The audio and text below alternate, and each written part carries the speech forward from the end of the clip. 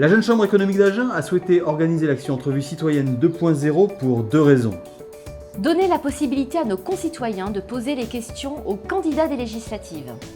Offrir un cadre et un temps de parole identique à tous les candidats. Les 13 candidats de la première circonscription de Lot-et-Garonne ont été contactés. Merci à ceux qui ont saisi l'opportunité de s'exprimer pour permettre une campagne plus claire aux yeux de nos concitoyens. Nous vous souhaitons de bonnes entrevues citoyennes.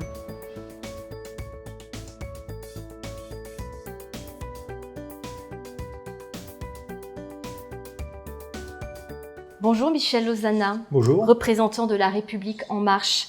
Merci d'avoir accepté l'invitation de la Jeune Chambre économique d'Agen dans le cadre de l'action Entrevue citoyenne 2.0, ainsi qu'au SUA de nous accueillir dans la tribune Lacroix du Stade Armandie. Bonjour Michel Lozana. Depuis avril 2017, la Jeune Chambre économique d'Agen a recueilli auprès de 4000 citoyens et chefs d'entreprise de la première circonscription de Lot-et-Garonne les questions qu'ils souhaitaient vous poser. 5 grandes thématiques ont émergé. Mieux vous connaître, vivre ensemble, les talents de notre territoire, l'économie et diverses questions. Je vous rappelle le principe. 10 questions, identiques pour tous les candidats et 15 minutes pour y répondre. Toutefois, nous passerons à la question suivante au bout de 2 minutes. Très bien. Première partie, entretien d'embauche. Pourquoi êtes-vous candidat ? Je suis candidat pour changer les pratiques qui se font jour jusqu'à maintenant sur ce territoire. Moi, je suis frappé, vous l'avez vu dans les journaux, puisque vous y êtes attentif, à ce que les responsables territoriaux de collectivités territoriales ont plutôt tendance à travailler les uns contre les autres, à s'invectiver à travers les journaux, et à la fois par La République En Marche, dont c'est la thématique, le rassemblement, écouter droite-gauche, à la fois par mon positionnement, qui est connu, qui fait que je parle avec tout le monde et depuis toujours, sans aucun sectarisme. Je crois que je peux mettre tous ces responsables autour de la table pour avoir des actions en commun. Parce que dans le territoire, ce qui est terrible, c'est que chacun fait dans son coin, et souvent des choses bien, mais il manque de la coordination, souvent pour des problèmes politiques. Jouons avec des questions fermées. Fermé. Le principe, un choix possible, un joker, mais pas d'argumentation. Première question. Attendez, il y a combien de questions sur le joker? Alors, vous allez voir. Première question, hier ou demain ? Demain. SUA ou pruneau chaud ? Pruneau chaud. LGV ou aéroport ? LGV. Soir ou matin ? Soir. Moralité ou légalité ? C'est indissociable. Le joker. Boulevard de la République ou au Green ? Boulevard de la République. Radio ou télé ? Radio. Ducournau ou Cap Cinéma ? Ducournau. C'est quoi théâtre, Ducournau? pardon. Ah, théâtre, hein, Cap Cinéma. Les deux. Agenda Faut papier choisir. ou agenda numérique ? Agenda numérique. Taxi ou Uber ? Taxi. Merci. Deuxième partie, vivre ensemble. Les sondages présentés lors de l'élection présidentielle ont révélé la sécurité comme principal sujet de préoccupation des Français. Oui. Cette semaine, un réseau de terroristes a été démantelé dans notre département. Comment pensez-vous pouvoir accompagner l'action du gouvernement et les élus locaux dans cette nouvelle menace à laquelle nous devons faire face ? C'est une question qui n'est pas facile puisqu'on est sur les pouvoirs régaliens de l'État. On est bien d'accord. Et que la primauté se passe donc au niveau national. Et le président de la République a pris des positions fortes là-dessus. Et le comité de coordination qu'il veut faire auprès du président de la République est très très important. Alors on le sait bien qu'il y avait des tiraillements entre différents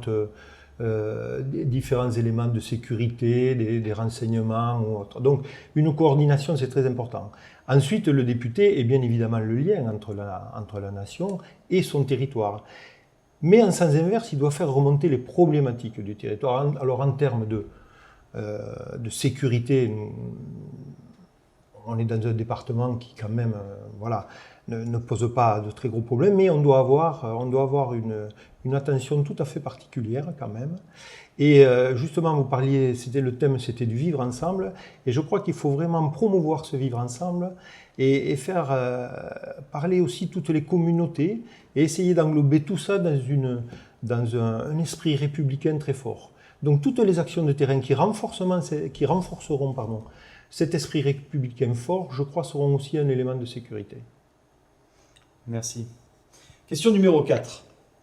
Selon le Conseil national de l'Ordre des médecins, Oui. notre département compterait 108 médecins généralistes pour 100 000 habitants. Ouais. Plus mal loti des néo-aquitains, notre département accuserait une chute de 20% des médecins généralistes, quand la France, elle, fait face à une baisse de 8,4%. Ouais, mais au niveau national, ça sera 25% aussi bientôt. Les enjeux du vieillissement de notre population, mais aussi les opportunités que génère cette silver economy font partie des enjeux de demain. Comment accompagnerez-vous les citoyens de notre circonscription à la fois dans ce constat de désertion médicale et comment pensez-vous pouvoir saisir l'occasion que nous avons de développer cette nouvelle économie? Alors là, c'est un sujet qui me tient particulièrement à cœur. Vous savez bien que je suis médecin généraliste et depuis longtemps confronté à ce problème-là. Alors, deux problèmes, parce que vous parlez surtout de désertification médicale. Il y a des axes forts déjà dans ce que dit le président de la République. Premièrement, augmenter le numerus clausus pour qu'il y ait plus de médecins. Je dis ça, c'est très important, c'est même le plus important. Il faut au moins 8 ans pour faire un médecin généraliste, minimum. Donc vous voyez l'inertie que ça a. Et jusqu'à maintenant, ce n'est pas ce qu'on a fait. Deuxième chose, et dans l'ordre, c'est revaloriser la médecine générale. Pourquoi je vous dis ça? Peu le savent, mais de plus en plus de médecins généralistes partent en médecine salariée. Parce qu'il y a une baisse forte de l'attractivité de la médecine générale. Et du coup, eh bien, ils ne sont pas disponibles pour s'établir sur le terrain. C'est-à-dire qu'il faut la revaloriser, mais il y a des problèmes aussi de sécurisation des médecins et aussi, dernière chose, de qualité de vie. Mais le troisième point, ensuite, ce sont les maisons médicales. Et le président de la République a proposé d'en doubler le nombre en France. Il a raison. Mais je rappelle que la première des choses, c'est d'augmenter le nombre de médecins. Sinon, vous n'aurez personne dans les maisons médicales. Voilà. Certains ont tendance à avoir mis la charrue avant les bœufs. Deuxième problème qui est aussi important, c'est faire la promotion de son territoire. Nous avons beaucoup d'atouts. Et auprès des jeunes, moi j'en vois en consultation régulièrement, des gens qui ont fait le choix des petites métropoles comme les nôtres parce que la qualité de vie devient un élément important. À nous de mettre ça en avant. Les gens viendront plus s'installer, ils trouveront aussi des services qu'il faut promouvoir dans le milieu rural. Oui. Vous me faisiez signe Oui, 2 minutes. le temps est dépassé pour la question. D'accord. Troisième partie, les talents de notre territoire. Juste on fait un point de timing peut-être. Oui, Nous sommes à 9 minutes 58 et il nous reste 6 questions. Oula, Nous avons, on va aller vite. nous avons du temps, Il y a le donc temps c'est bien. encore Sur la de- dernière question, vous aviez légèrement dépassé la J'aurais minute pu en 30. dire plus. Mais je crois que vous auriez peut-être. les talents de notre territoire. Oui, De nombreux jeunes quittent le territoire tout à fait. pour accéder à une offre de formation supérieure plus large. Dans le même temps, nos entreprises cherchent à recruter des talents. Quelles actions mettre en place pour garder les jeunes sur notre territoire et ou faire revenir les talents dans notre département? Première réponse, ce que je vous ai déjà dit pour l'attractivité du territoire. Je crois qu'on peut le promouvoir, la qualité de vie va devenir dans l'avenir très important. Moi je vois des gens qui ont quitté Paris ou d'autres métropoles parce que pour élever des enfants, pour vivre tout simplement, c'est beaucoup plus agréable d'être ici. Premier point. Les talents, il y en a plein, mais il faut conforter le pôle universitaire. Nous avons un nombre d'étudiants important, il faut absolument le conforter et essayer d'avoir des dispositifs beaucoup plus longs parce qu'on s'arrête souvent, vous savez, en licence ou autre, après il faut partir. Voilà. Deuxième chose, donc, travailler là-dessus. Troisième point, il y a un élément important qu'a mis en place le président de la République, c'est la formation. Et la formation sera un outil très important pour nous pour faire évoluer le territoire. Avec aussi les outils numériques qu'il ne faut pas oublier, mais la formation va permettre à nos employeurs et à nos employés de monter en gamme. Et là, nous serons beaucoup plus attractifs. Merci. Question numéro 6. Nos parents ont eu qu'un seul métier dans leur vie. Nous en aurons 4, 5. Nos enfants auront probablement 15 ou 20 métiers. La formation continue va donc prendre une place fondamentale dans les années à venir. Comment votre action peut accompagner cette révolution ? Alors on en a un petit peu parlé, la formation continue, c'est vraiment un axe très très fort du président de la République. Il faut qu'on œuvre là-dessus. Même l'apprentissage, tous ces systèmes-là qui font qu'il y ait un partenariat entre les entreprises et les écoles, c'est très très fort parce que c'est vecteur vraiment d'emploi. Ensuite, vous parliez de... c'est surtout la place de la formation continue. Oui, tout à fait. Et comment vous allez pouvoir accompagner nos concitoyens. Donc, toute la manne de la formation continue est à remettre sur le terrain. Vous savez qu'il y a, par exemple, seulement que 15% des financements de formation continue qui vont aux chômeurs. Et donc, dans l'économie de demain, nous avons besoin de gens beaucoup plus formés pour qu'ils puissent en effet changer. Mais il y a aussi des droits individuels. Pour permettre aux gens justement de pouvoir changer de carrière, comme vous l'avez dit. Donc mettre le droit à l'allocation chômage justement universel, c'est-à-dire l'étendre aux professions indépendantes, l'étendre aux agriculteurs, l'étendre aux entrepreneurs. C'est très très important parce que ça sécurisera les parcours et du coup les gens peuvent s'inscrire ensuite dans de la formation. Merci. Merci. Quatrième partie, l'économie. Quelle serait la priorité de votre mandat en termes de développement d'infrastructures pour assurer la meilleure dynamique économique pour notre circonscription ?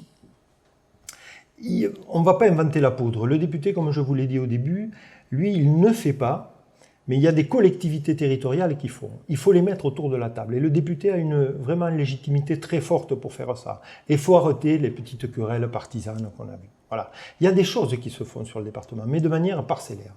On peut avoir un développement économique autour de l'agriculture. L'agriculture, déjà 700 millions d'euros, plus l'industrie agricole, autant.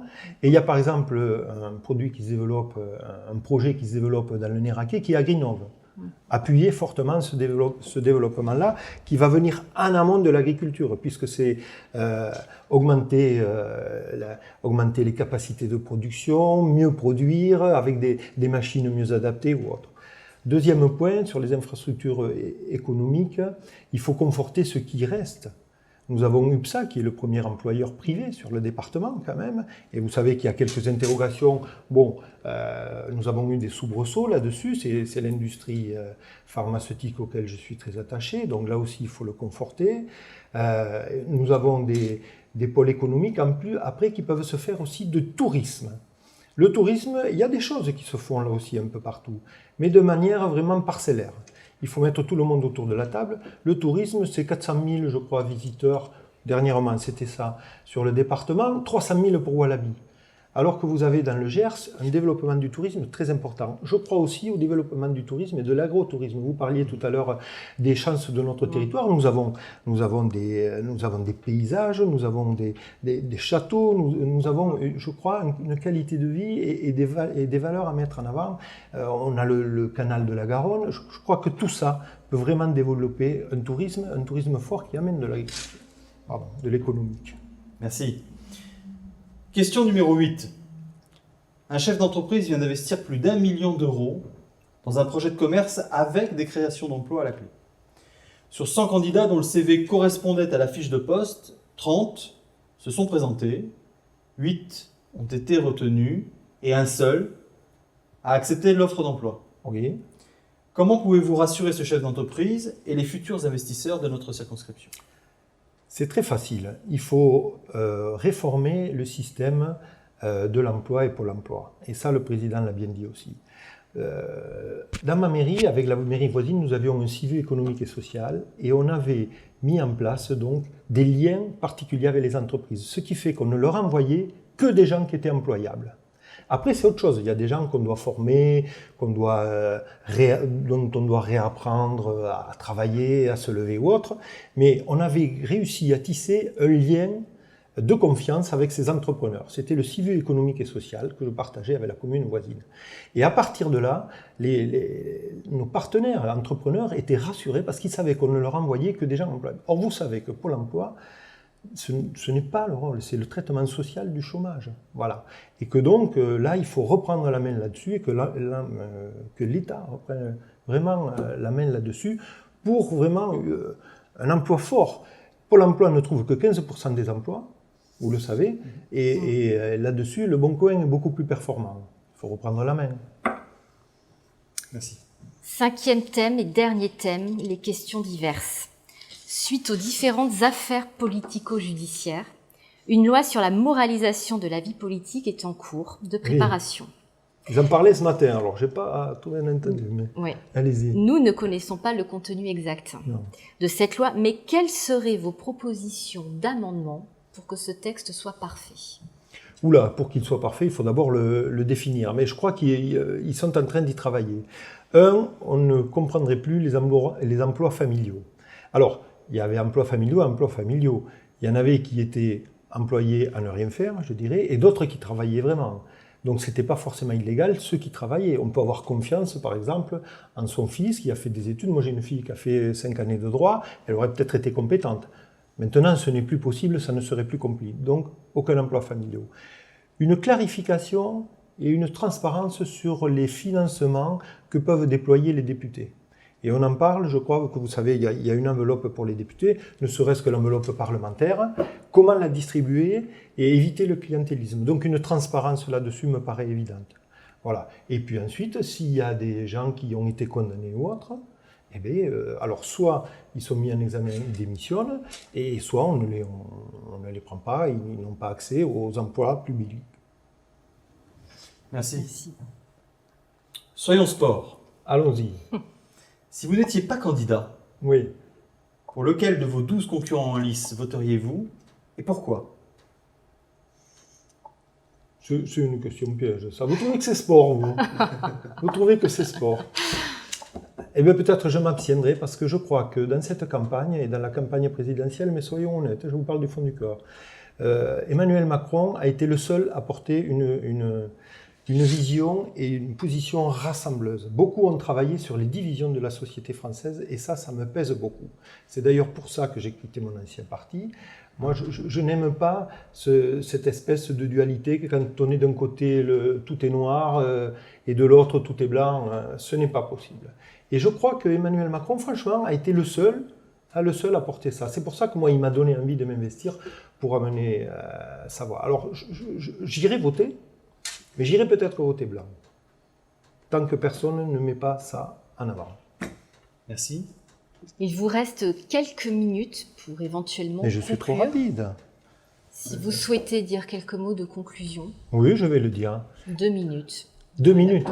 Oui. Voilà, je crois que nous avons maintenant un président de la République dont les premiers pas, je crois, ont été salués. Je crois qu'il a vraiment le caractère pour être président de la République. Et moi, si je me suis engagé, c'est que je veux vraiment lui amener ma voix.